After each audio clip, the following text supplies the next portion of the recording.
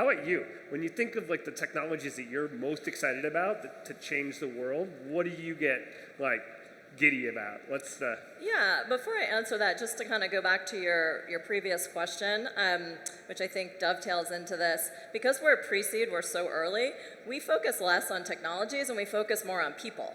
And so, both questions really speak to that. Do we think that these people are going to do the right thing as they develop those technologies? And so we index for humans, right? And do we, as we look at them, do we think they're resilient? Can they go the distance? Do we think that they have good ethics? Are they going to build diversified teams? So those are some of the kind of the axis that we look at when we're evaluating, because the truth is some of my best investments have pivoted, very dramatically from where they've started. So we think less about areas and more about kind of people dynamics.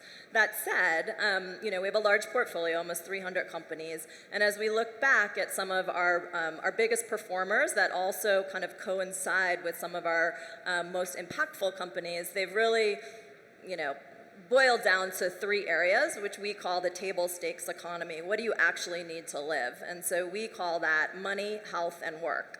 And so we invest a lot in fintech because we think that changing people's financial outcomes, and especially people that are unbanked or unserved, really can be transformational. Obviously, healthcare, especially if you come from a place like the United States where it is so screwed up, it is not accessible to everyone, and so that's an area that gets me very excited. And we've backed founders that have built models in the U.S., and then we've backed the same, different founders that have building a very similar model in places like LATAM or in Africa. And then the last is future of work, because we believe that automation is changing things quite quickly, and that is, has impact on scale. So those are some of the areas that we're looking at. Again, we still index up for people over areas of opportunity.